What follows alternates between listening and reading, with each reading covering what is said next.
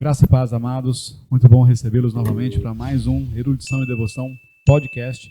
E hoje eu, professor Sanhan, e meu amigo professor Matheus, temos a honra de receber nosso amigo também, Marcos Araújo. Se apresente, Matheusão, e fale um pouquinho mais sobre o Marcos, depois o Marcos também se apresenta. Ok, pessoal, ouvintes do Erudição e Devoção podcast, como o Sanhan disse, né, mais um podcast aí, o de número 3. Estamos muito contentes de participar, de poder ajudar aí a proliferação do Evangelho de Cristo, a cosmovisão cristã regendo as nossas vidas em todas as suas áreas.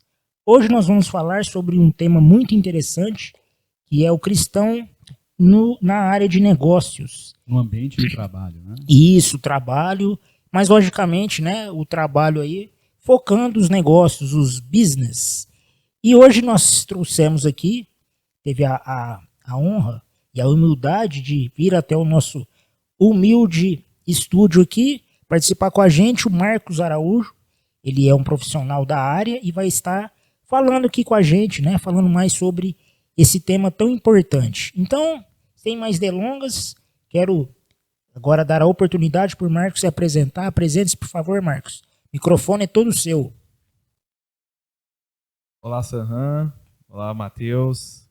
Prazer enorme estar aqui com vocês. Prazer é nosso, né? Todo nosso. Um privilégio para mim a gente falar sobre estar aqui com vocês e falar sobre algo tão relevante aí para a sociedade de modo geral e principalmente para aqueles que possuem uma fé em Deus, né? E no nosso Senhor.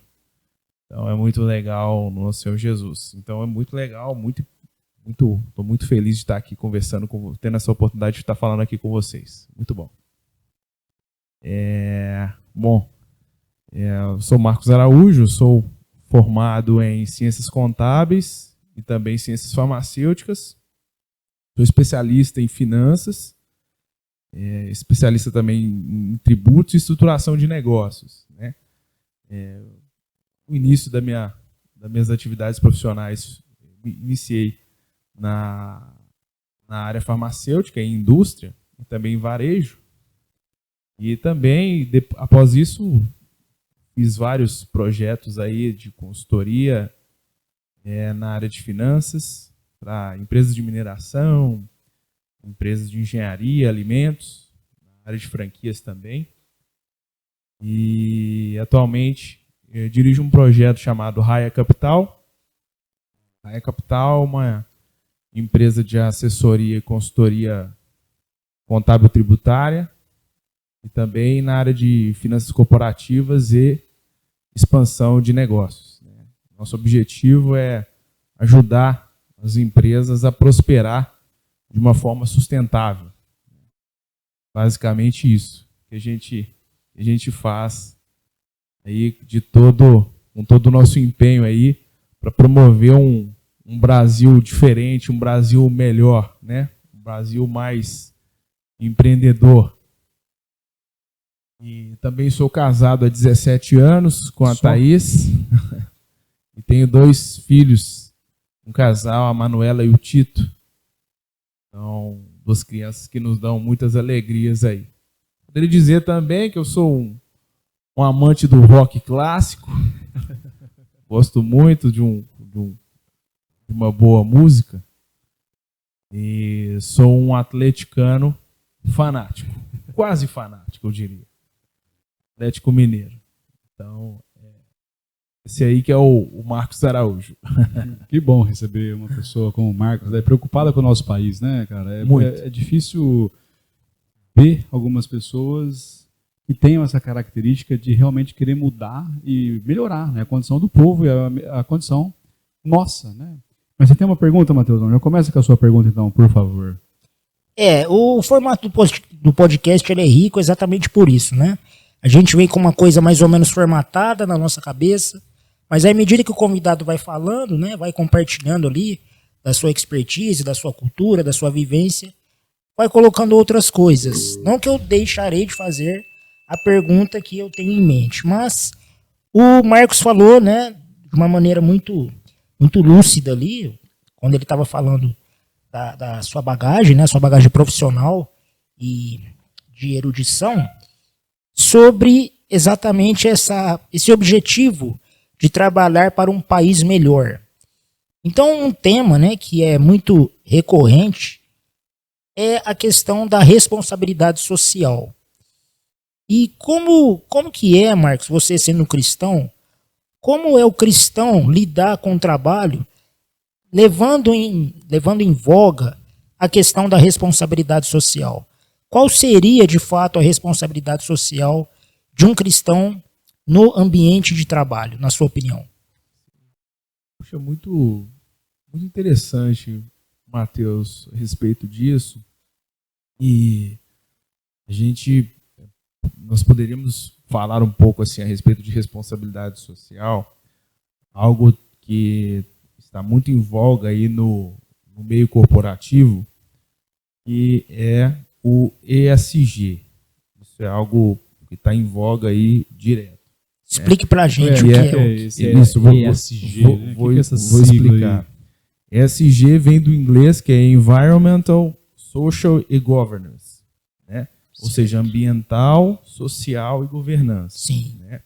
Isso, depois, eu acho que teremos muitas oportunidades para discutir um pouco melhor sobre isso. Isso é algo que foi postulado, sugerido pela ONU, né?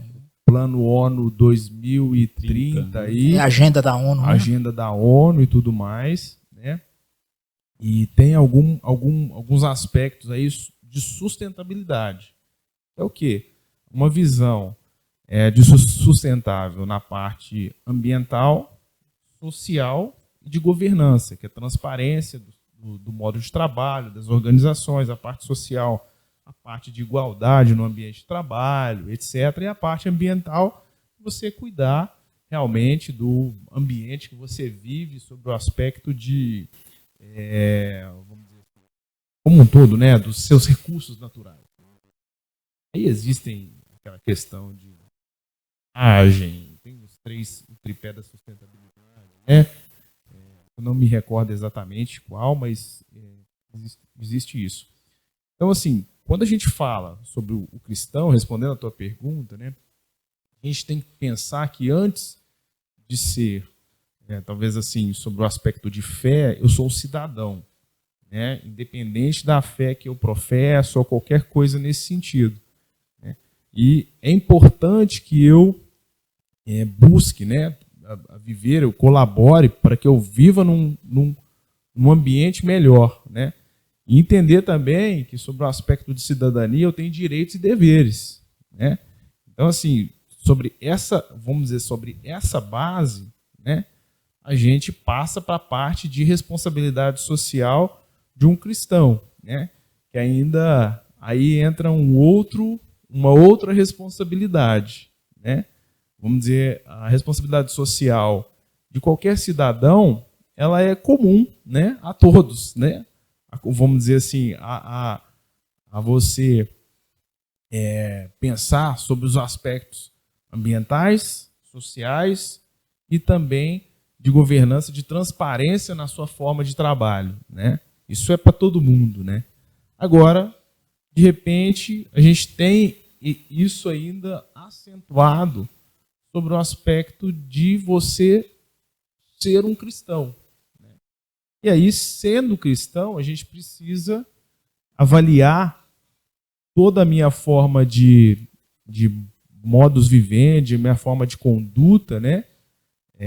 Embasado sobre a fé que eu professo. Né? Ou seja, eu tenho que entender que nem sempre aquilo, por exemplo, que é legal ser feito, né? Ele vai estar, talvez ele possa estar, uma ação possa ser legal diante da Constituição, das leis de trabalho, por exemplo, diante da CLT. Vamos pegar um exemplo prático.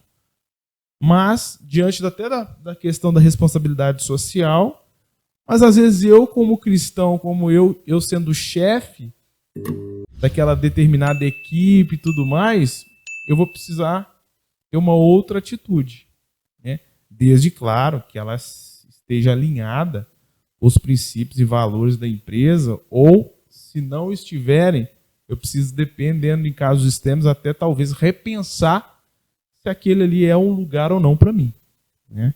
Então, eu enxergo bastante dessa forma sobre esse aspecto da responsabilidade social.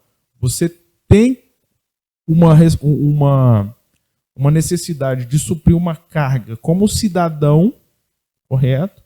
Você vai cumprir os seus prerrogativos de deveres, correto? E também você tem outras prerrogativas de fé. Isso abrange para tudo. Exemplificando, a gente poderia pensar da seguinte forma. Por exemplo, uma pessoa... vamos pensar uma coisa bem curiosa. As mulheres, né? As meninas aí.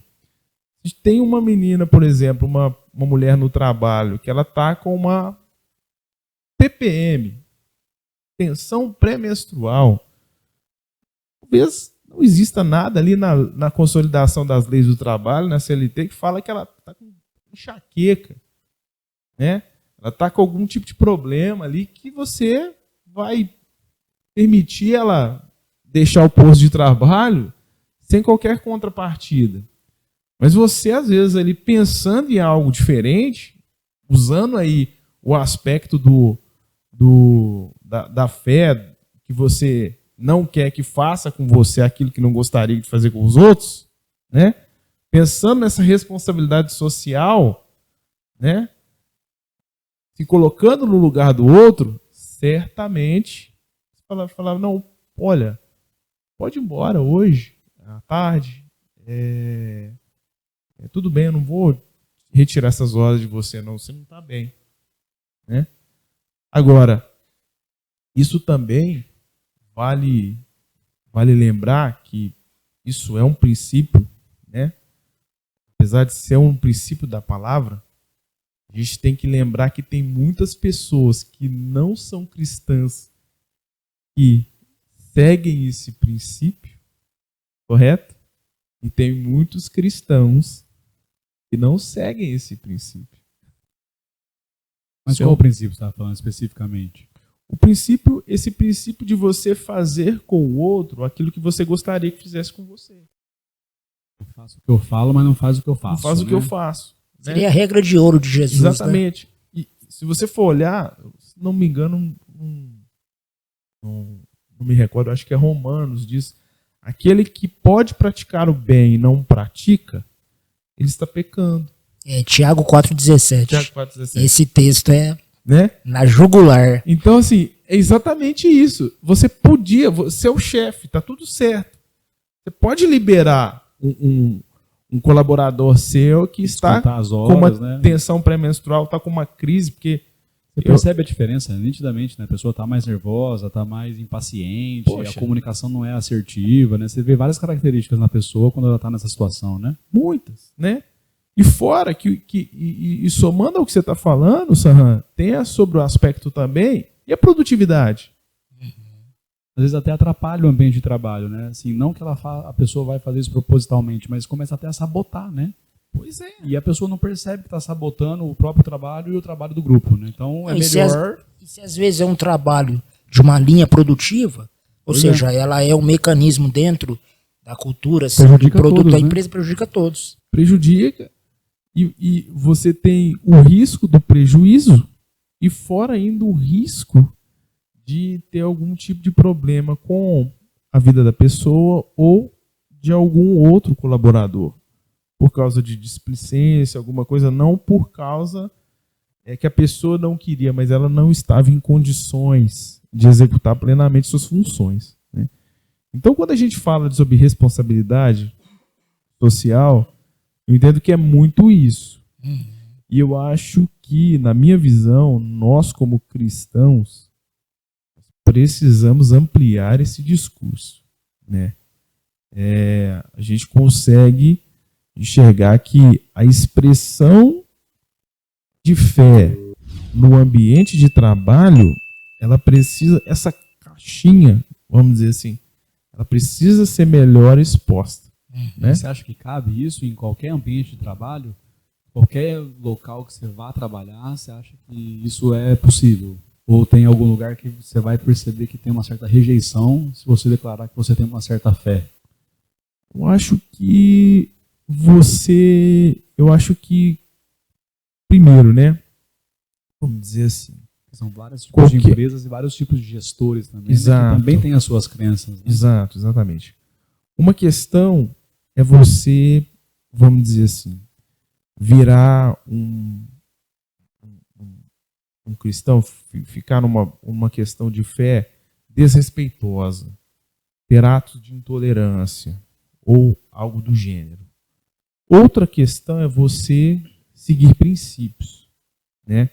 E talvez ali, pelas suas próprias atitudes dentro do ambiente de trabalho, as pessoas já vão notar que existe algo diferente com essa pessoa. Né? Eu falo por experiência própria, experiência de outras N pessoas que eu que eu conheço. Né? Então, assim, eu creio que... Testemunho, né? Testemunho, exatamente. Que a pessoa apresenta para a sociedade e para o grupo de trabalho ali. Exatamente. Agora, é claro que vão ocorrer perseguições. Né? Eu mesmo já fui perseguido. Né? Então, em ambiente de trabalho. Vou professar a minha fé. Só que a minha fé não era professada de uma forma escandalosa. Aquele pastor de metrô que fica falando. Exato. Né? Você fica quietinho, mas você fala um pouquinho ali de Deus, um pouquinho aqui. Exato. Vamos dizer assim, não era mais através das minhas atitudes. E as pessoas sabiam. Eu sou cristão, sabiam. Porque até chegava algum momento, o camarada tá com essas atitudes aí. Eu chegava às vezes com uma perguntinha assim, poxa, que religião você é? Eu tenho fé cristã, não tenho religião, né? Eu professo uma fé diferente. Ah, não, então tá. Aí não contentava, que igreja você vai? E vai. Né? Então, assim, as pessoas sabem e aí começam... Pode ocorrer algum tipo de situação que começa a tentar te tirar você do prumo, né? E aí entra o quê? Alguns aspectos assim que você precisa estar alinhado com Deus. É muito interessante essa sua resposta, Marcos. É aquela coisa, né? Respostas ricas geram várias perguntas. E aí você falando, né? Ouvindo a sua explanação, fantástica a explanação, me veio o texto, né, de Filipenses 1:27, onde o apóstolo Paulo fala que nós, como cristãos, devemos exercer uma cidadania digna do Evangelho de Cristo. E entra muito nisso que você está falando, né? Essa questão assim de como professar a fé. E aí, juntando tudo isso que você falou, me veio a seguinte pergunta. Assim, vai ser um pouco longa, mas a resposta creio que não. E se for também não tem problema. Mas assim, analisando todo esse seu discurso, fica muito forte a palavra ética. Ou seja, e hoje se fala muito, né? Ética no trabalho, ética ambiental, Perfeito. Ética social, e você explanou bem essa questão, né? Só que quando a gente fala ética, obviamente que existe uma ética que fundamenta como nós devemos agir, como nós devemos pensar, como nós devemos nos comportar.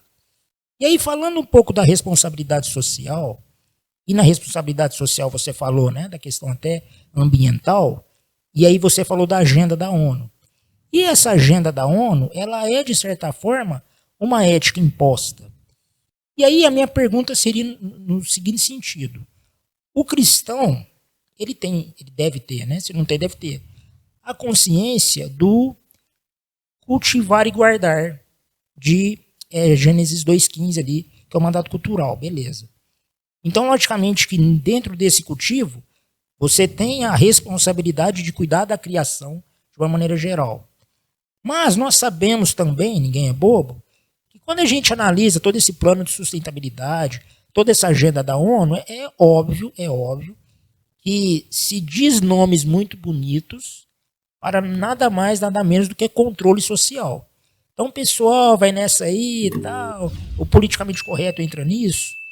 Então, lógico que a gente poderia até falar, né, nessa agenda oculta da ONU, mas aí seria um outro podcast para isso. Mas o que eu quero te perguntar é, o fato de um cristão ter toda essa ética no trabalho, ter toda essa responsabilidade, como que o cristão vai discernir que o fato dele ter essa ética, o fato dele ter esse cuidado com o ambiente, o cuidado, né, com o próximo, tanto patrão quanto empregado, como que ele vai discernir se ele está de fato obedecendo a ética de Deus ou se ele está obedecendo uma ética imposta pela ONU? Como que você vê esse dilema? Muito interessante, Matheus. Porque, por exemplo, em relação a essa questão do dilema, né? O que nos assegura o caminho é Cristo. Sim. E Cristo, ele é a verdade, a vida, e ele é a própria palavra. Então, se a gente estiver arraigado a esses princípios deixados por Jesus, certamente eu não vou errar, né? A respeito de discernir o que eu posso ou não colocar nessa caixinha, né? Como algo assim para ser zelado sobre o aspecto de ético, sobre os aspectos ético-morais e também sobre os aspectos, por exemplo, de responsabilidade social e cuidado do ambiente que a gente vive. Correto? Perfeito. Porque, por exemplo, na agenda da ONU, a gente tem lá alguns itens interessantes. Por exemplo, fome zero. Será que algum cristão quer que alguém passe fome? Não, lógico que não. Né? Será que alguma pessoa que tem fé, não só cristão, qualquer outra pessoa que tem algum tipo de fé, ou mesmo nem até qualquer tipo de pessoa. Todo ser humano tem por essência. Todo ser humano tem por essência, né? Cuidar do a lei moral que Deus estabeleceu no coração do homem. Cuidar do meio ambiente, né? Tá lá, uma da sua agenda. Beleza. E mais outros 300 questões. O problema que eu vi quando eu vi essa questão da agenda não é especificamente a agenda em si. Não me recordo, às vezes, de algum ponto ali que tenha. Enfim. Mas são os medidores que classificam esses itens. Por exemplo, igualdade de trabalho em homem e mulher. Né? Aí a gente tem uma coisa muito curiosa. Por quê? Se não me engano, uma das maiores empresas de investimento no Brasil, ela está com uma agenda aí de, em poucos anos, ter o mesmo número de executivos homens e executivas mulheres. Né? Perfeito. Até aí, ok. Mas quando isso começa a obedecer uma agenda impositiva, né, a gente pode começar a ter algum tipo de problema. E aquilo que veio para ser justiça, ele é injusto. Aí já vira um projeto de engenharia social, né?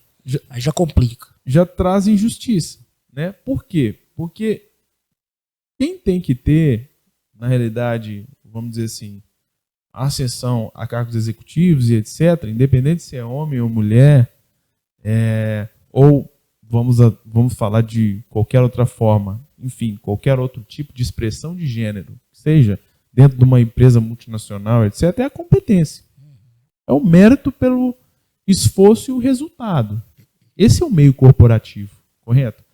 Agora, quando eu estabeleço uma agenda para que essa agenda ela corresponda à satisfação de uma imposição, núcleo coordenador disso, eu já começo a gente já tem que questionar os parâmetros de análise. Vou dar um exemplo.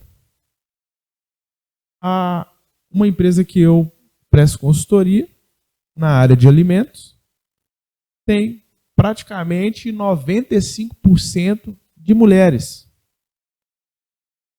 Na hora que você vê esse discurso para poder trazer a equivalência entre homens e mulheres, tenta-se puxar muito mais as mulheres do que os homens. Numa empresa como essa, Se teria, então, o reverso, ela teria que ser forçada a contratar homens. Certo? Mas os homens, naquelas posições, talvez eles não sejam tão efetivos.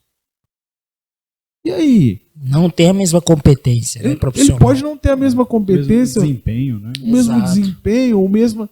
Aí, nesse caso, eu vou prejudicar a... Peraí, como é que é isso? E aí, finalizando a resposta à tua pergunta, Matheus, certamente, na hora que a gente pensa em questões e padrões ético-morais estabelecidos pela palavra de Deus, ele não falha. Ele não tem mácula na sua exposição e na sua diretriz. Você vê a gente consegue ver isso quando você vê algumas questões assim sobre o que Jesus falou, de modo geral, né? Em diversas expressões dele na palavra. Então, eu vejo muito isso. Aquilo que foi ensinado pela palavra, ele não vai falhar. O ciclo vai fechar. Aquilo que não, ele vai ter um ponto de injustiça. Aí é de se questionar os parâmetros de medida. E aí eu vou ter que verificar. Peraí, eu, como funcionário, colaborador, eu vou querer continuar seguindo nessa linha ou não?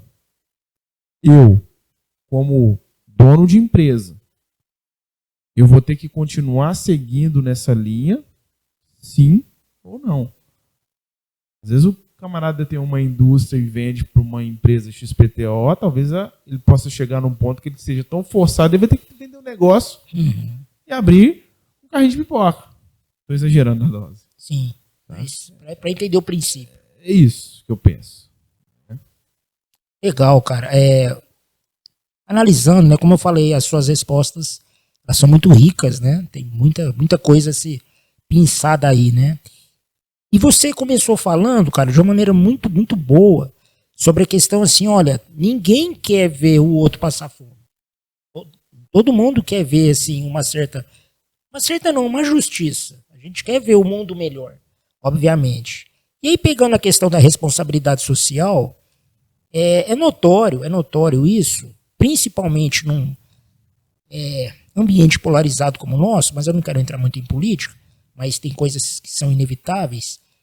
Você vê que essa questão da responsabilidade social, embora seja algo intrínseco ao ser humano, que é resultado da lei moral, né, que Deus estabeleceu ao homem, que mesmo o ateu que não crê em Deus, mas ele carrega isso, não tem jeito, existe essa questão da responsabilidade social, que apesar disso, dessa questão estar intrínseca a nós, tem o sequestro pelas políticas de esquerda. Então, assim, essa questão da responsabilidade social, de alimentar o faminto, de vestir o nu, todas essas coisas, são muitas vezes tomadas por pautas. E por conta disso, a gente vê também muitos cristãos que engajam nessa questão da ética, nessa questão da responsabilidade social, muito mais pautado numa ideologia política do que no próprio cristianismo. Perfeito. Até o próprio cristianismo, às vezes, é interpretado de acordo com esses pressupostos ideológicos. E aí a minha pergunta é o seguinte, eu acho que você vai gostar bastante da pergunta e você tem assim, bagagem de sobra para falar sobre isso. Que é a questão assim, você falou muito bem da ética, da gente discernir quando uma ética, embora trabalhe com princípios cristãos, mas tem objetivos escusos, que às vezes foge do parâmetro cristão, perfeito. A questão é, para que eu tenha uma ética cristã, eu preciso também ter uma visão do trabalho que seja cristã. E eu queria que você falasse uma abordagem, aí você fica à vontade, como seria uma visão cristã do trabalho de maneira geral. Mas espera aí, deixa eu só fazer o que é o trabalho, né? Antes de falar do trabalho cristão, o que é o trabalho, né? Para que a gente tem que trabalhar, para que serve o trabalho? Quem instituiu o trabalho? Você fica me falando essas coisas, você fica me instigando a falar Uma visão teológica do trabalho. Mas vamos respeitar o entrevistado. Diga aí, Marcão. Você complementa, eu complemento Sim, agora. sim. Fica à vontade.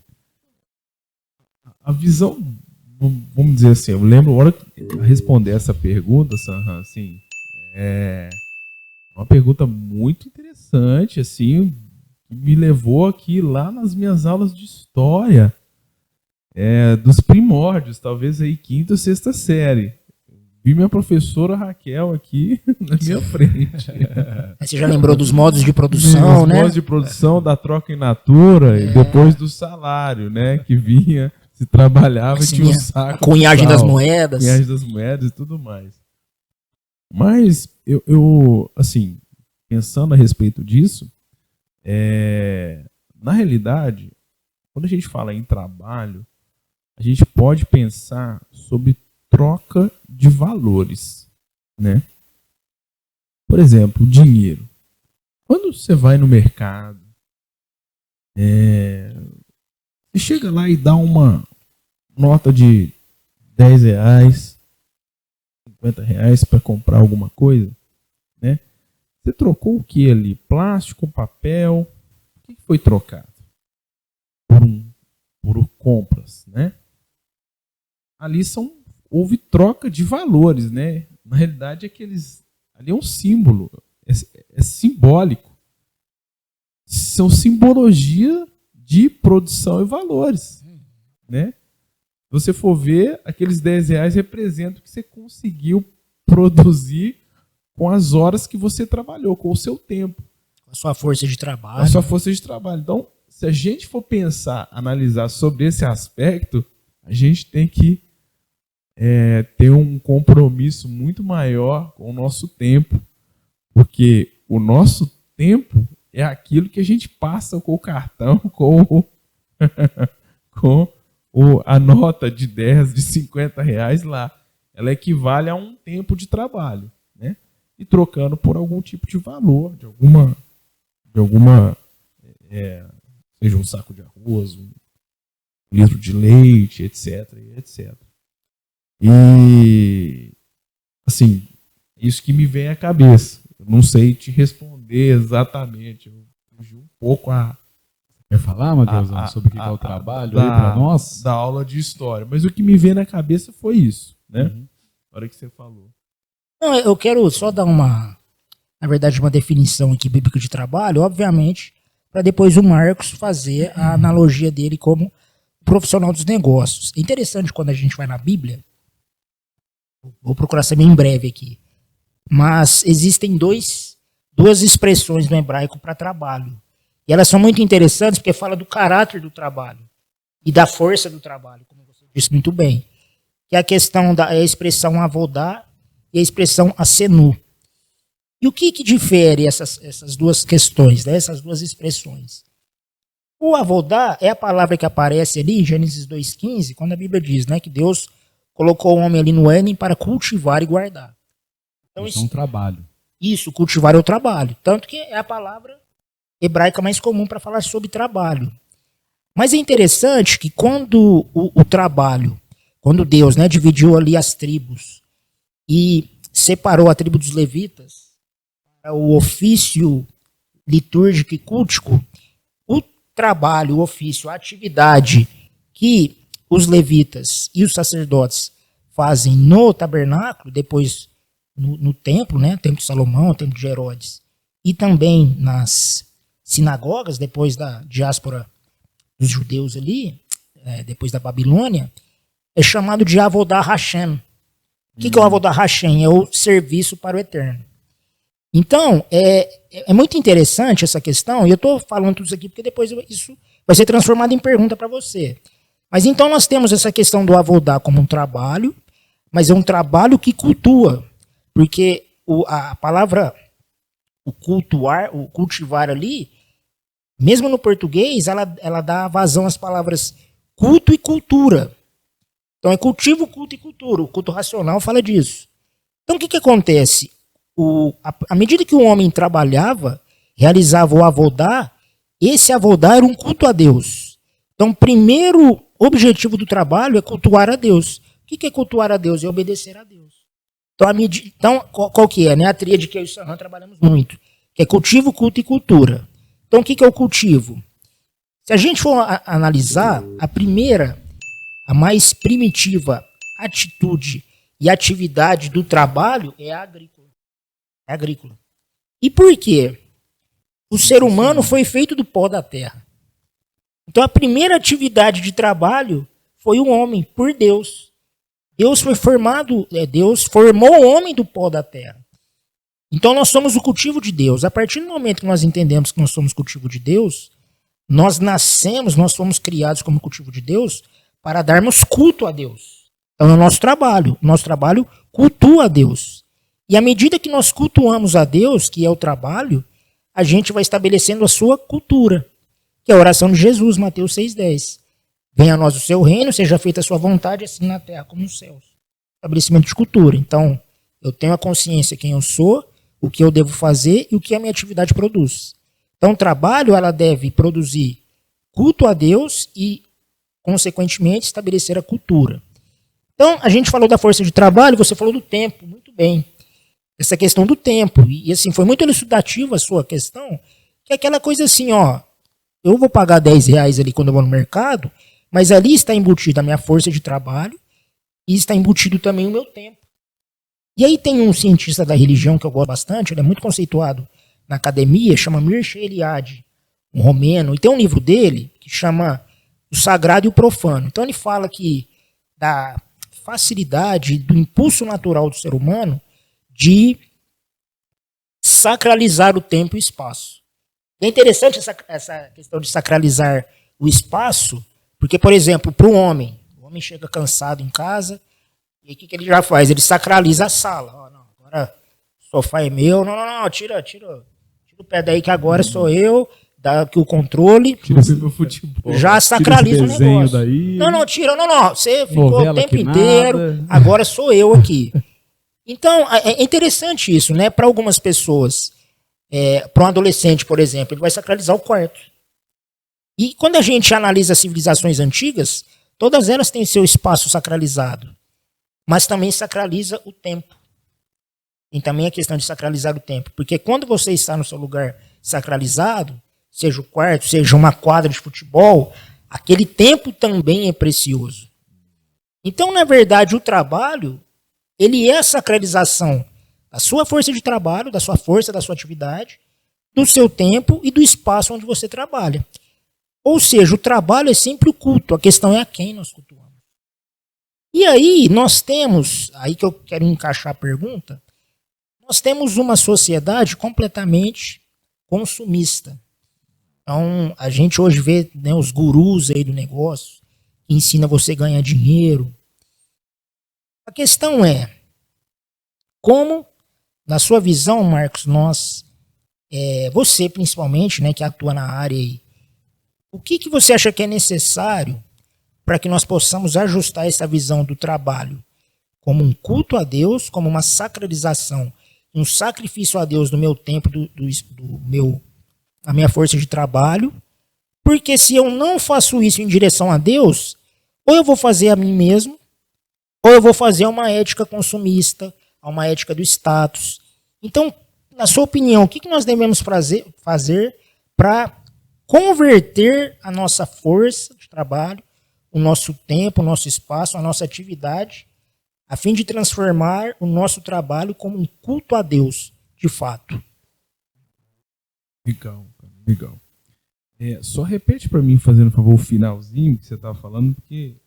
Sim, a questão é assim, porque hoje nós temos uma sociedade consumista, que é uma sociedade assim que visa o lucro, somente o lucro, sacraliza o lucro. Então a questão é como nós devemos fazer para colocar na mente do trabalhador cristão que o trabalho dele na verdade, tem por objetivo o culto a Deus, ou seja, o sacrifício dele, ou seja, a consciência de que ele está trabalhando ali, mas na verdade está dando tempo, o espaço e a força de trabalho como um culto a Deus. Ou seja, eu não estou cultuando os ídolos modernos, o próprio dinheiro como ídolo moderno, o status que o meu trabalho me dá. vaidade, né? que A isso vai vaidade, trazer, exatamente. né? Às vezes o cargo, não, eu sou, por exemplo, né? Coordenador, Eu sou um economista diretor, sênior da Pricewaterhouse. Porque, na verdade, fazendo propaganda aqui, já fazendo merchan. A questão é o seguinte, às vezes a pessoa não tem consciência disso, eu estou falando de cristão. Só que às vezes o cristão está no mercado de trabalho, está no mundo dos negócios, mas ele está muito mais cultuando os deuses modernos do que o próprio Deus ao qual ele diz servir. Perfeito. Então, como a gente converter, ajustar Como que essa visão? ajusta isso? Exatamente. Primeiramente, né, do que você está falando aqui, lembrei de algo que para mim é algo assustador. Irmão, fica à vontade. Dentro da palavra. Né, que é a revelação que Jesus dá quando ele estava em Cesareia de Filipe. Né, quando ele pergunta, né, faz a pergunta para os seus discípulos, não, beleza, o que estão dizendo aí que eu sou? Não, quem que vocês dizem que eu sou? Perfeito. Né? Então, assim, Cesareia de Filipe, o que era aquela cidade? Era um local que tinha uma expressão de Roma, uma expressão da grandeza do império. Né? Então, nós hoje somos rodeados, a começar aonde a gente, no nosso bolso. O império está no nosso bolso, está dentro do nosso quarto, está na sua cara, a grandeza do império. Né? Notadamente, que império é diferente de reino, né? Então, ali também existe um conflito e um confronto muito maior do que a gente imagina. O império, existe um imperador. É a autocracia. Né? Autocracia não, autocracia. Não, autocracia mesmo, tá certo. É autocracia, só que uma má autocracia. Né? E o reino, né, ele também é uma autocracia, só que ele é uma autocracia compartilhada em amor. É o reino do Filho do seu amor. Né? Na verdade, até o termo que os teólogos usam, só fazendo uma observação, até a questão da teocracia, não é teocracia, é teonomia. Que é a questão das leis, mas as leis como uma questão de consciência. Né? Deus não impôs nada, ele mostrou as suas leis, os homens se conscientizaram que as leis de Deus de fato são as melhores. Não, nesse sentido, mas legal. vamos lá. Obrigado pelas inserções, porque eu nem sabia, eu falei do jeitinho que eu... Então, quando você tem ali Cesareia de Filipe, você tem, cara, quem tu diz que eu sou? Eu acho que nós, como cristãos, eu sendo um trabalhador, elitista, tendo um contrato colaborador de uma empresa, eu sendo um empresário, dono de uma empresa, ou trabalhando para o governo, um funcionário público, certo? Eu preciso ter essa revelação de quem ele é. Porque se eu não tiver essa revelação, fatalmente eu vou esmorecer. Porque o império é forte, cara. Perfeito. Então, assim, aquela música, por exemplo, da Nívea, cara, nossa, eu acho demais. Ela fala, tu és o Cristo, filho do Deus vivo, rocha inabalável, então outro igual não há. Acho demais, né? Então, assim, eu acho que tudo se resume a isso. E aí entra aquilo que a gente estava conversando anteriormente, eu acho, na minha percepção, né? Uma percepção, não falo que ela é única e também que ela é verdadeira, mas é simplesmente uma percepção. Não, mas com certeza é válida. Nós precisamos, como corpo de Cristo, como igreja, como cristãos, nós precisamos trazer isso de uma forma mais prática, mais próxima para a comunidade, de uma forma vivenciada, não de uma forma distante. Né? Você não pode deixar o discurso apenas em cima de uma preleção, um sermão, qualquer coisa nesse sentido. A gente tem que trazer isso para perto, e principalmente, se assim, né, se tiver oportunidade ainda, com pessoas experientes das áreas. Né? Uma pessoa dentro de um hospital, da área da saúde, por exemplo, porque vamos pensar, uma questão curiosa. Tem um amigo nosso que ele é piloto de avião. Amigo, quem sabe o que o piloto de avião faz, né? Vamos dizer assim, os apertos que ele passa, de horas de trabalho, de uma série de questões e desafios. Adversidades, né? Adversidades mil e de desafios de manter firme a sua fé. Uma aeromoça vive em escalas, tudo diferente. Então, peraí, né? Vamos pensar assim, cadê as aeromoças de fé para poder compartilhar isso? Né?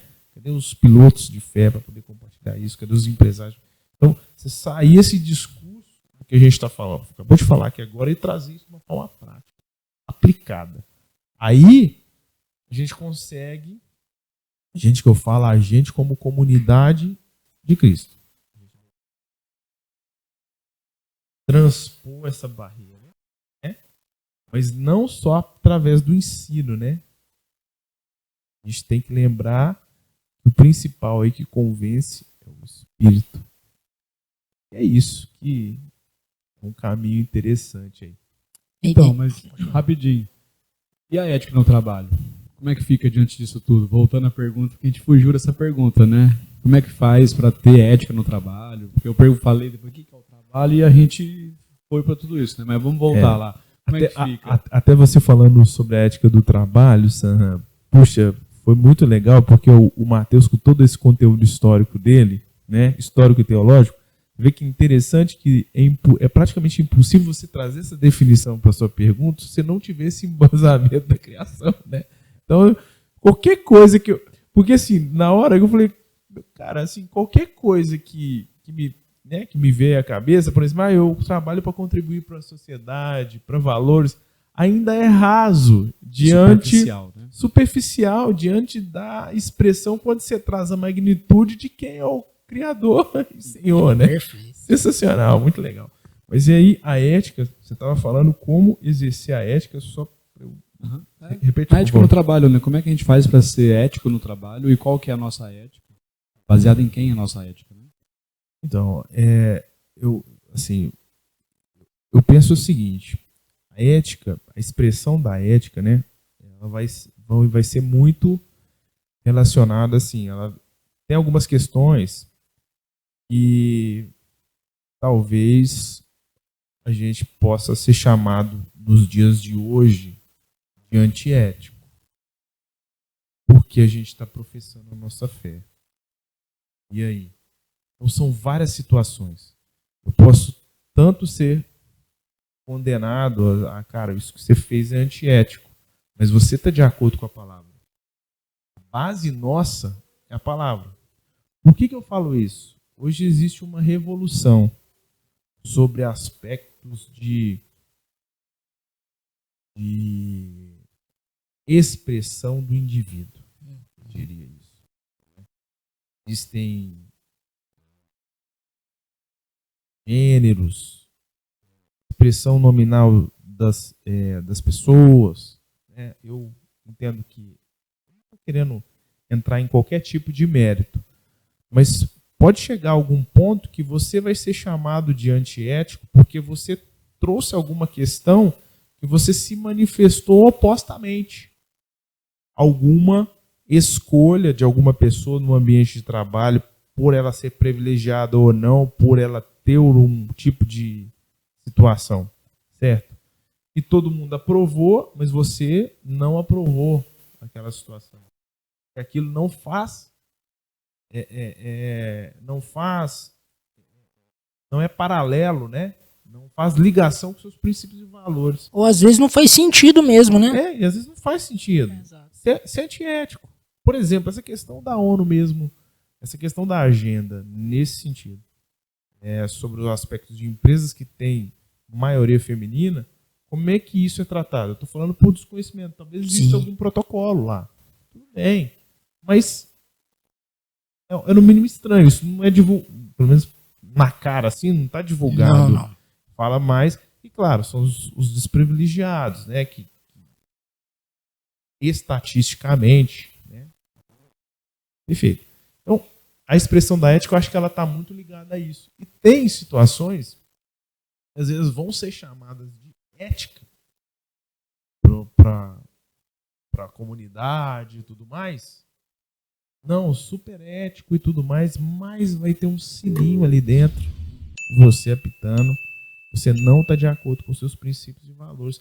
E isso varia, nós temos, a hora que a gente pensa isso globalmente, né, o Brasil ainda é um país que tem alguns privilégios, ainda tem, né, alguns privilégios sobre o aspecto de profissão de fé e profissão ainda de opinião ainda, mas ainda tem acontecido muita coisa por aí.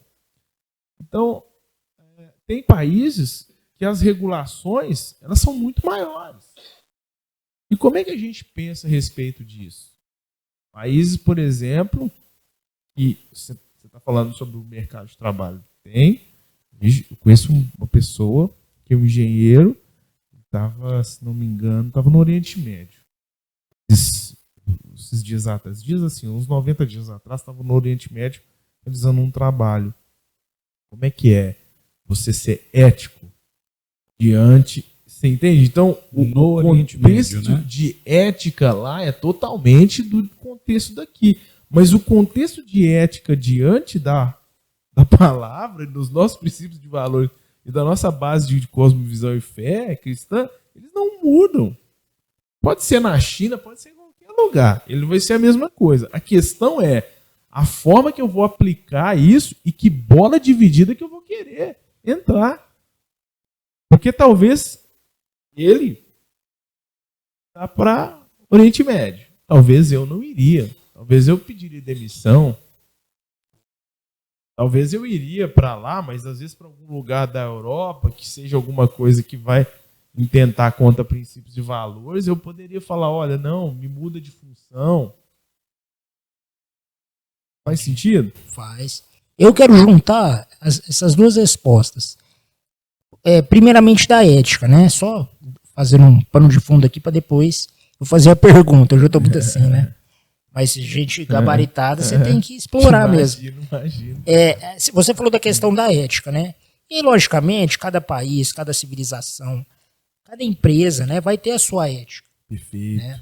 Mas é interessante, o C.S. Lewis, no Cristianismo Puro e Simples, ele explora muito essa questão da lei moral, né? Então, o que ele fala, eu acho brilhante, assim, o argumento dele e é irrefutável.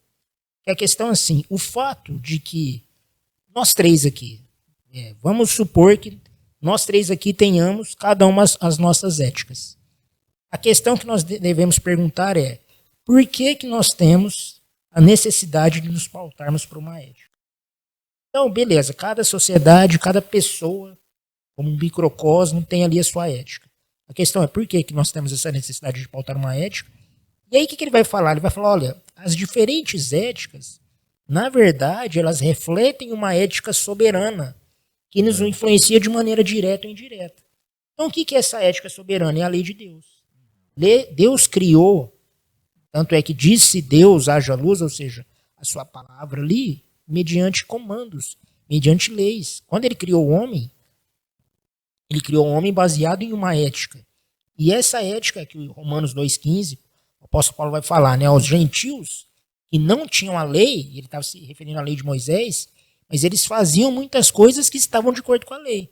Porque Deus impregnou, na tradução da NVI, não sei se é NVI, mas impregnou, gravou a lei no coração humano.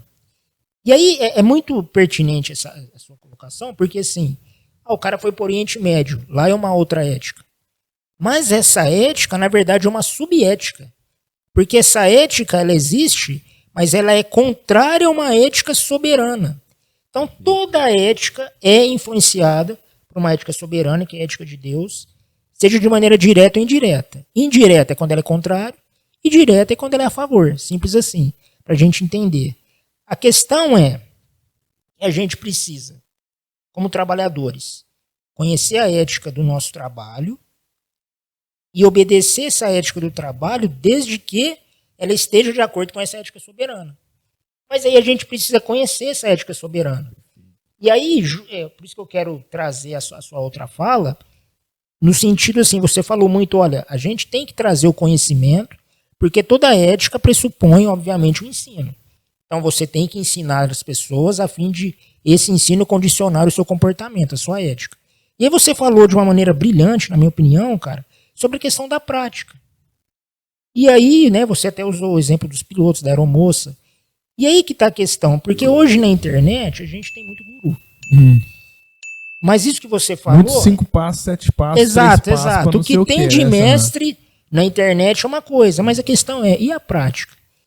E aí não seria essa prática de simplificar essa ética soberana também uma ética cristã? Também um desdobramento da ética cristã? Principalmente no trabalho? Perfeito. Fique à vontade. Perfeito. O desdobramento dessa ética soberana em relação... Perfeito. Até porque... Uma questão mais prática, né? Uma questão mais prática. Agora, o que eu acho que... O que eu vejo, né? Para a gente poder expressar essa ética nos ambientes de trabalho, eu penso que a gente precisa dessacralizar quebrar mesmo alguns paradigmas conquistados aí ao longo de alguns anos de cultura aí que a gente teve no passado, né? Porque ainda hoje, né, aqui no Brasil, talvez por uma herança de colonização, etc., a gente separa muito o que é o trabalho do que é a fé, né? Então, tem muito essa coisa de domingo na igreja, o dia da hóstia sagrada, o que É separação, né? Vida secular e vida espiritual. Seculares, exatamente. Então, eu creio que isso separa. E aqueles que estão, né, lá, vamos dizer assim, no tablado para cima, né, possuem uma autoridade, um atestado de sacralização maior do que os subalternos e a massa que está aqui do lado de cá. Mas não foi esse o ensino que Deus nos deu através de Jesus, né? Então, a prática, até porque eu lembrei uma coisa fenomenal quando no livro de Timóteo fala que Deus quer que todo homem chegue ao pleno conhecimento da verdade. E pleno conhecimento, né, tem a palavrinha lá, gnosis, mas epignosis, é experimental. É conhecimento de experiência, não é conhecimento eu vi, eu li, não. Eu experimentei. Totalmente diferente do episteme, né, que é o teórico. Que é o teórico. Ele é prático. Exato. Então, assim, para a gente, vamos dizer assim, assumir de fato, né, na nossa vida, no nosso modelo de vida, uma ética cristã, a gente precisa abandonar o velho. Deixar o novo entrar, de que todos nós, que o culto agora é em todo lugar. Eu tenho que separar aquilo que eu acho que é sacro e aquilo que é secular. Obrigatoriamente eu preciso unificar isso. Entender que eu sou um indivíduo, que eu presto culto e que eu estou diante de Deus o tempo inteiro. E que a minha experiência, ela é um culto a Deus, uma adoração ao Deus o tempo inteiro. Desde a hora que eu acordo até a hora que eu vou dormir. A existência tem que ser um culto, né? A nossa própria existência é um culto a Deus. Um culto. Aí o que acontece? Aí aquele camarada que é desde um operador da construção civil, né, até mesmo o presidente da República ou qualquer outro trabalhador de cunho braçal ou qualquer outra atividade, né, ele vai sentir, ele vai entender o propósito dele, ele vai ser carregado. É isso que a gente precisa entender. Eu falo isso com peso mesmo, de coração. A gente precisa ser carregado. Igual o Dunamis lá, que veio do Pentecostes, precisa ser carregado dessa revelação de propósito que cada um de nós temos diariamente. E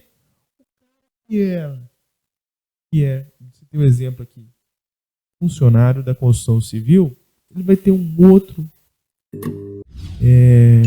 cristão que é funcionário da construção civil, que passou pelos mesmos dilemas, as mesmas dificuldades dele, vai ajudá-lo a caminhar.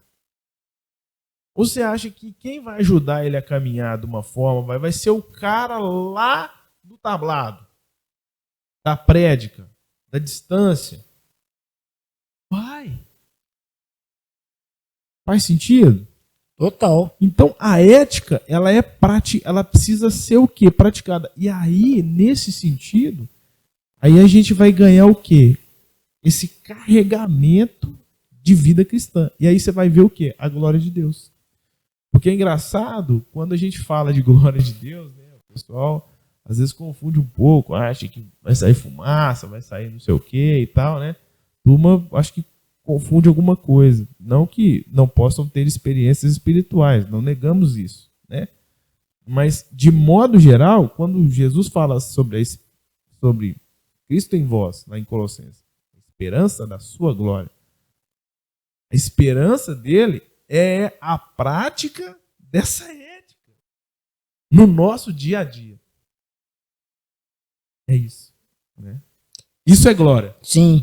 E aí, até baseado nisso, né? Você acha, Marcos, que, lógico, né, dentro dessa sua explanação, foi maravilhosa, essa questão assim, por exemplo, um administrador, um cristão que obedece essa ética, tem toda essa consciência vocacional, essa consciência, uma visão cristã do trabalho, né? E aí só que eu não terminei de explicar, né? Porque a questão do avodá, né? Do acenu, o avodá seria o trabalho antes do pecado e o acenu seria depois, que é a questão da carga, né? Mas, logicamente, Jesus veio restaurar para a gente transformar o acenu em avodá. Mas aí, por exemplo, o administrador, seu caso, por exemplo, ele tem todo esse conhecimento, ele pratica isso. O fato de ele fazer, por exemplo, um excelente trabalho, ele ser reconhecido como um bom profissional, um excelente profissional, e a empresa que ele administra não só anda redondinho, mas tem lucros, não precisa ser exorbitantes, mas assim, é uma empresa valorosa, é uma empresa que tem uma responsabilidade social e tem o seu valor. Isso, na sua opinião, é refletir a glória de Deus? Justifique sua resposta. Essa é a esperança da glória, pode ser considerado isso também? Vamos dizer o seguinte, a gente tem uma... Vamos lá. Qual que é o objetivo de uma empresa? Né? Se você for olhar. Uma empresa existe para quê? A empresa existe para dar lucro. Pronto. Vê qualquer conceito, em qualquer lugar, a empresa existe para remunerar os seus acionistas do capital que ele investiu. É ativo. Não tem o que dizer a respeito disso. Né? Agora, eu não posso falar que uma empresa extremamente rica, ela seja próspera. Seja ética, né? Ou seja ética. Né? São coisas diferentes. Posso ter uma empresa extremamente rica, tá bom, ela está lucrando, ela está cumprindo o seu papel aqui como empresa, mas a questão é, a qual preço? Né? E aí, qual preço? Né? Aí que eu acho que entra a respeito disso, porque você pode ter algum tipo de administrador cristão, às vistas, pô, aquela empresa lá, às vezes você vai ter um outro administrador passando por um certo apuro, porque o setor dele, às vezes, teve algum tipo de dificuldade, está devendo até o cachorro, o periquito. Basta ver o que aconteceu nessa pandemia, por exemplo, com o setor de eventos, vários restaurantes e coisas do gênero. Cara, muita gente faliu. Muita gente se endividou terrivelmente. Né? Então, assim, a gente não pode confundir a expressão da abundância, né, com o conteúdo, a expressão de prosperidade e cumprimento do propósito de Deus. Porque aí a gente vai entrar num extremo de teologia da prosperidade, que é o quê? Eu sou, né, aquilo que eu tenho. Não, peraí. O ser e o ter são coisas distintas. São coisas distintas. Então, acho que é muito por aí. Mas é claro que, se você trabalhar de uma forma ética, com empenho, com toda a sua dedicação, buscar aquilo que é o melhor, ser o melhor dentro do seu segmento e tudo mais, certamente você vai ter um diferencial competitivo e a chance de você prosperar é grande. Mas não é certo que vai. Eu acho que não é isso. Regra, né? Não é regra. É diferente do que a gente vê aí, às vezes parece aí de tudo quanto é lado, aí YouTube. Isso aqui agora é o pó do Rei Midas e tal. Não é bem assim, né? Perfeito. Então, e acrescentando ao que você perguntou, a prosperidade, né, é você cumprir o propósito de Deus dentro daquilo que Ele te chamou para fazer. Exato. Não interessa se é 1 ou se é 20 mil, se é 10 bilhões, o que for. É por isso que muitos de nós corremos o risco de sofrer se a gente ficar olhando a grama do vizinho, né? Cada um de nós tem um propósito. O que importa é a gente ver o culto, a cultura, como é que é? É o cultivo, o culto e cultura. O cultivo, o culto e a cultura, cara. Né? Então, meio por aí. Não, é interessante essa resposta dele, porque assim, você vê, né? Você falou da teologia da prosperidade, que de certa forma ela tem uma base materialista e que ela deifica o ter, ela deifica o bem. E aí, logicamente, nessa tentativa de disfarçar a deificação da coisa, fala, é porque Deus me deu. Ou seja, a riqueza é um termômetro de espiritualidade. E se a gente for ver, isso é uma influência pagã até muito forte, né? Então você vê assim que quando você tem uma visão pagã do trabalho, você tem também uma visão pagã do resultado do trabalho. Exatamente. E aí a gente leva isso para a questão do cumprimento do propósito. Exatamente. Porque é até aquilo que a gente já conversou em off, que é aquela questão assim, né? Hoje nós temos muito gurus espirituais que, infelizmente, dizem assim, não, ó, eu vou ensinar para vocês uma teologia de enriquecimento. Ou seja, eu vejo isso direto. Passos práticos, passos bíblicos para a prosperidade financeira. Ou às vezes até oculta o termo prosperidade financeira. Fala, não, passos bíblicos para você ficar rico. Fala ficar rico na cara larga mesmo. A questão é, o que esse camarada considera riqueza? Mas e se ficar rico, Deus não gosta de você? Você não Isso vai é um ser outro abençoado? ponto. O que acontece, né? Se você fizer tudo o que ele fala para você fazer e não deu certo, e aí? Exato. É complexo isso, porque quando você pensa que Deus é o dono do ouro e da prata, às vezes algumas visões são adotadas de lentes deturpadas sobre essa visão, porque Deus é dono do ouro e da prata, é dono de tudo. Então, e eu sou filho dele. Então, peraí, como não, né? Entende? Todas as bênçãos celestiais estão disponíveis. Então, porém, ele me abençoa, ele não me ama, então eu estou em pecado. Porém, as medidas são distintas. E até as bênçãos celestiais, né? Também, não significa que seja que dinheiro mais, propriamente. Exato. Pode ser, mas pode não ser. Exato. As medidas são eternas, vem daqui para a eternidade, que é o galardão. E, vamos dizer assim, ninguém sabe o que é ainda. Né? Exato. Não foi revelado ainda. Não foi revelado. Mas não tem como você trazer esse tipo de métrica. O que importa é viver o nosso hoje naquilo que eu estou fazendo.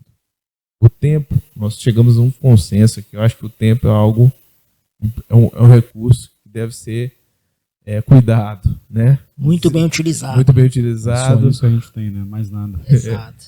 E a gente tem que ser zeloso com ele, né? E diante disso, tem que ter a cultura, o cultivo E o culto. e o culto, né? Então, a hora que eu encaixo nisso, encaixo isso dentro da minha vida e tudo mais, trabalho, etc., as coisas são diferentes.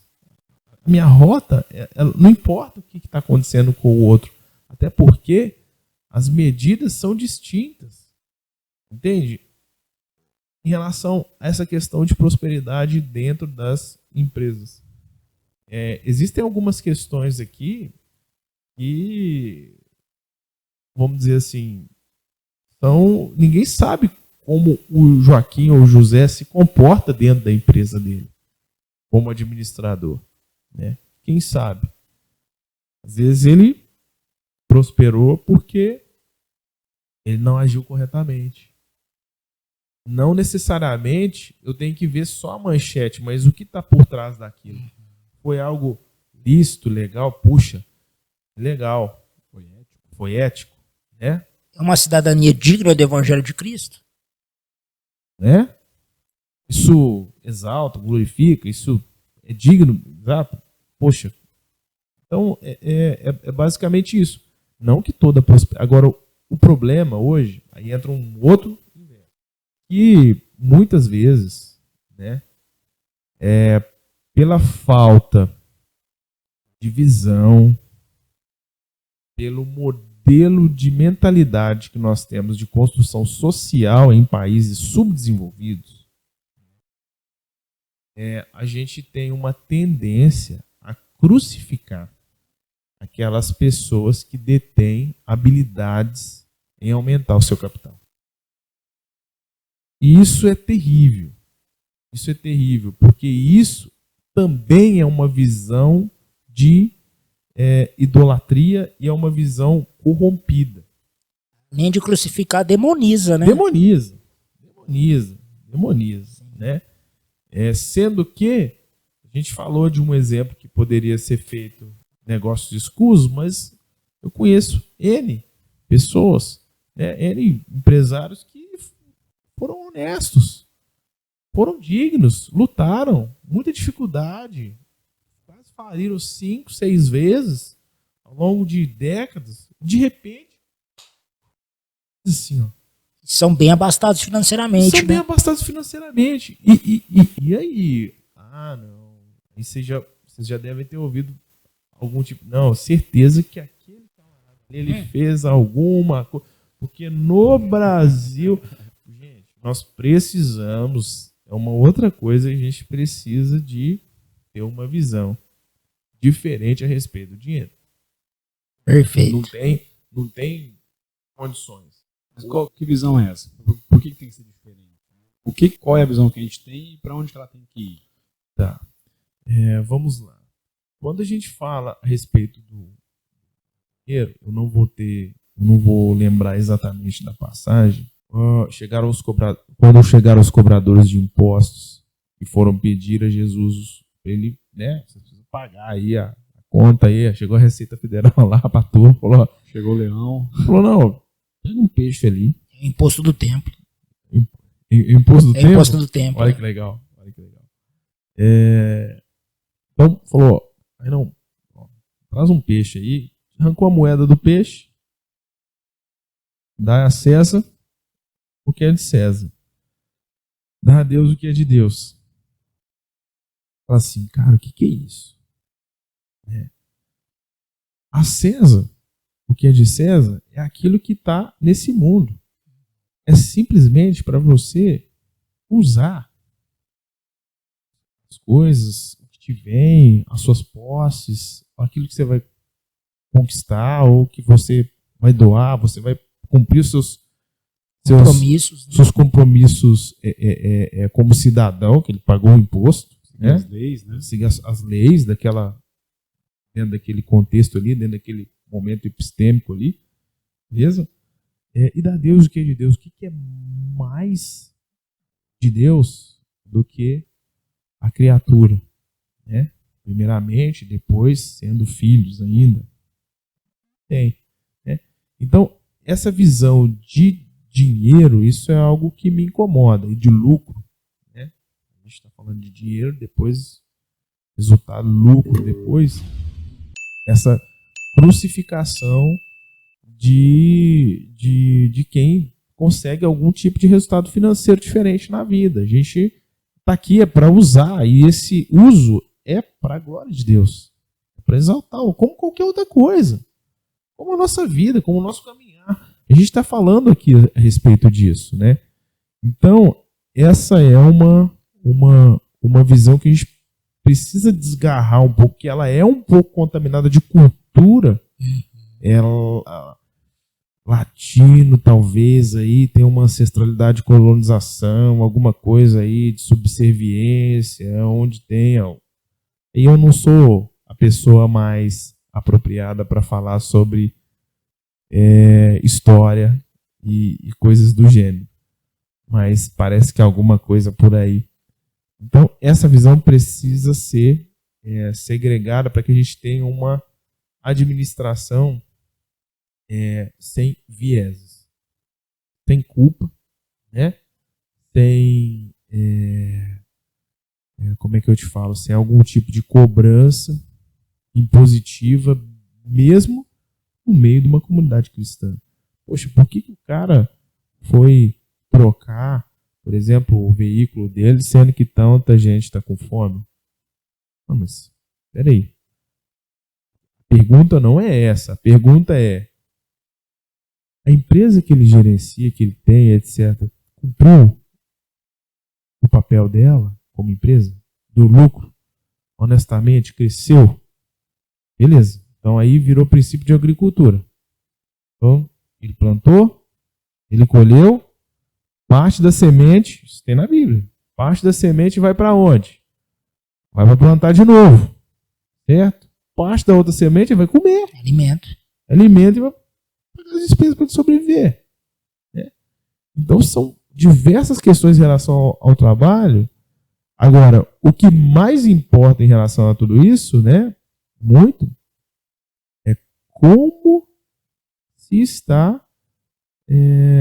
o que eu fiz para chegar lá, que custa. A gente sabe que no Brasil é um país que tem que para ser empreendedor aqui, o cara ele tem que ser herói. Eu realmente, assim, tenho empresas, nem sou empreendedor, mas eu admiro demais muitos aí que são industriais, tiveram grandes conglomerados. O cara, para chegar aqui, ter tantos funcionários, milhares de funcionários, pegar isso, ouvir tudo que ouve, passar pelo aperto que passa, e ainda continuar isso, é admirável. Né? Não, perfeito. E é interessante também, né, Marcos? É aquela questão, por exemplo, você falou do empreendedor, né, do empresário, que enfrentou todas essas dificuldades e está aí com certo sucesso. E é interessante, assim, quando o cara ele tem a consciência vocacional de que ele foi chamado por Deus para ser um empresário, você vê que até o crescimento dele propicia a bênção de Deus para outras pessoas, né? Porque o tanto de pessoas que ele emprega, tanto de famílias abençoadas. Esse é o ponto. E aí, cara, pegando a sua fala, a gente vê uma polarização também nessa área, e os dois são muito pagãos, né? Que é aquela questão que tem aquele contingente que diviniza o dinheiro, que objetiva o lucro, logicamente isso não é bíblico. A qualquer custo? A qualquer Sim. custo. Capital, né? Exato, não, e aquela coisa assim, o sentido da vida do cara está em ganhar dinheiro. Sim. O trabalho dele, o objetivo principal é ganhar dinheiro. Quase um Maquiavel, né? Exato.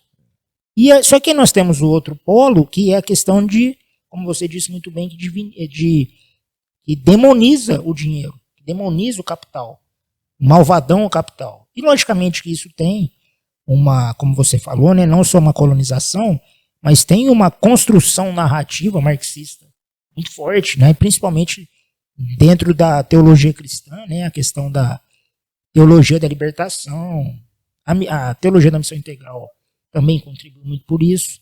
Isso daria um podcast só para essa questão. Mas a questão é que hoje a gente vê a igreja, Marcão, em um desses dois polos. Só que tem gente, eu acho, né? Aí uma percepção minha. Tem gente que está no meio assim desse fogo cruzado, fala, não, peraí, logicamente que a gente não deve divinizar o lucro, objetificar o lucro, ou seja, absolutizar o lucro. A gente não deve fazer isso. Mas peraí, cara, o dinheiro também pode ser bênção de Deus. Então, não casa nem com uma narrativa e nem com outra. A questão é, e aí, cara? O que fazer com esse pessoal que está no meio aí e está perdido? Então, olha só para você ver que interessante, né? Quando você fala que tem... Aí a gente vem... Quando você fala a respeito disso, vai muito a respeito da... A gente lembra das teorias, né? Por exemplo, a questão de Adam Smith e John Locke, quando ele fala do capital, né? A qualquer sentido, vamos... E aí eu lembrei... O objetivo do trabalho é lucro. O trabalho é lucro e pronto, acabou. A empresa também é dar lucro, mas não é a qualquer custo, né? Aí entra a sustentabilidade, para equilibrar um pouco isso. Se você for falar a respeito do que era no passado, né? Pós aí, talvez Revolução Industrial, alguma coisa nesse sentido, era isso, e pronto, acabou, né? Ou seja, você tem ali e pronto. Eu lembrei até daquele videozinho do Charles Chaplin, você lembra? Que ele ficava na linha de produção. Sim, uma crítica ao taylorismo, tempos modernos. Isso. Sensacional, aquele videozinho lá, né? Então, assim, tem esse lado e tem um outro lado também que entra com essa questão de crítica, mas existe também um objetivo de dominância, né? De tomada de influência, poder, etc, etc e tudo. Mais uma vez, o que a gente precisa compreender são os propósitos de Deus, né? E a gente está embasado sobre a cosmovisão cristã a respeito disso, que são os princípios de fé que a gente tem, certo? E aí tem alguns princípios assim, que são, por exemplo, falando princípios gerais, sem referência, por exemplo, amor, justiça, generosidade, perdão. Considerar o outro superior a si mesmo. Considerar o outro superior a si mesmo. Também ousadia, coragem, porque a covardia você não pode ter. Espírito empreendedor. Né? O camarada que for covarde, for empresário, meu amigo, ele tá no lugar errado, tá na cadeira errada, né? Então, a hora que a gente pega esses princípios, a gente consegue ter uma base para construir algo em cima disso, né? Ou seja, peraí, isso vai regular as doses na hora que tiver um ato excessivamente capitalista. Sobre o aspecto que eu estou dizendo agora é pejorativo. Porque aí, na minha avaliação, tá? Voltando um pouco àquilo que a gente falou sobre responsabilidade social. Até que você estava falando, poxa, mas essa agenda de 2030 e tudo mais, ninguém quer, né, ver fome zero, nenhuma árvore no planeta, né, e etc. e tudo mais. Mas, por um lado, isso foi, vamos dizer assim, de uma certa forma, puxado por uma dialética, né, vamos dizer assim, progressista, pelo fato de que foi também abandonado o equilíbrio disso, né, pelos adeptos aí de Locke e Smith, excessivamente, ou seja, lucro, Charlie Chaplin e tudo mais, sem pensar o resto. Então, já se sabe, né, a gente consegue ver isso na cara da gente agora com essa pandemia, que a estrutura de modelo de capital que a gente tem hoje, ela não é suficiente para resolver os problemas, né? Até mesmo na pandemia, a gente conseguiu ver o governo tendo que colocar dinheiro na população de alguma forma. Em muitos lugares do mundo, nos Estados Unidos, por exemplo, eu tenho conhecido lá que chegou um cheque na casa dele, se não me engano, acho que era $1.200.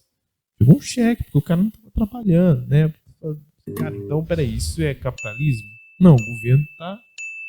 Então tem que ter alguma coisa aí. Então, assim, voltando, né, ao que você estava dizendo, a gente precisa desse embasamento da palavra e também, é claro, buscar aí trazer esse equilíbrio de propósito.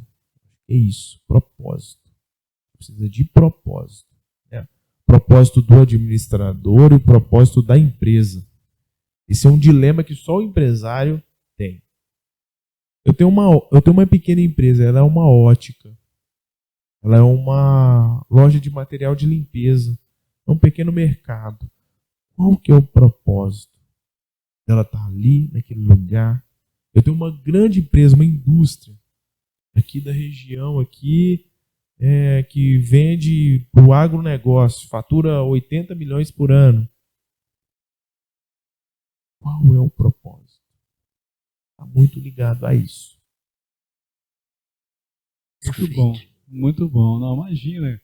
Mas, senhores, o papo está sempre muito bom, né? Acho que esse assunto aqui dá vai pano longe, pra manga. Não é? A gente vai com certeza chamá-lo novamente, viu, Marcos? Sinta-se em casa. Se você quiser aparecer, trocar uma ideia com a gente, fica à vontade, mas... A gente nem falou de ética protestante, o espírito do capitalismo. Então, nem falamos isso ainda. Né? Tá Sim, agendado 2 já, com então. certeza. A hora avança, o conto fica muito longo também, acho que o pessoal acaba não assistindo mais. Exato. Embora eu ponha na velocidade 2, né? Então já me ajuda a ganhar um tempo nisso, falando de tempo, né? Falando de tempo. Mas, Marcos, pô, cara, que conversa incrível, né? Queremos marcar mais Fantástico. vezes. Marcar com o Marcos, com certeza. Né? Sim, sim. E obrigado, cara, por aparecer, por tocar essa ideia com a gente. Espero que as pessoas que estão nos ouvindo, nos assistindo aí, tenham se enriquecido com essa conversa, né, cara? Muito obrigado mesmo, viu? E interaja com a gente nos comentários. Isso. Coloque aí a opinião de vocês. Vocês Vamos acham sobre interagindo. isso, sobre o que a gente está falando, né? Exatamente. Perguntas difíceis pro Marco, ele responde. Mandem nos comentários boas perguntas para nós, que a gente vai mandar para ele responder. Né? A gente...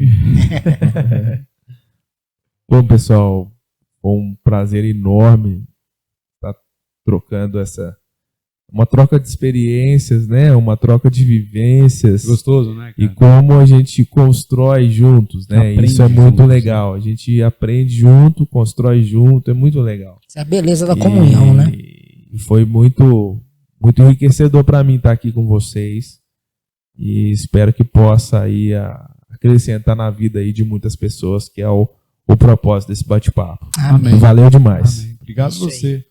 Quer falar mais alguma coisa, Matheus? Não, isso aí, pessoal. Então, Excelente noite aí, se você está vendo à noite. um bom dia, É isso boa aí, tarde, um bom boa dia, noite. boa tarde, boa noite, boa madrugada.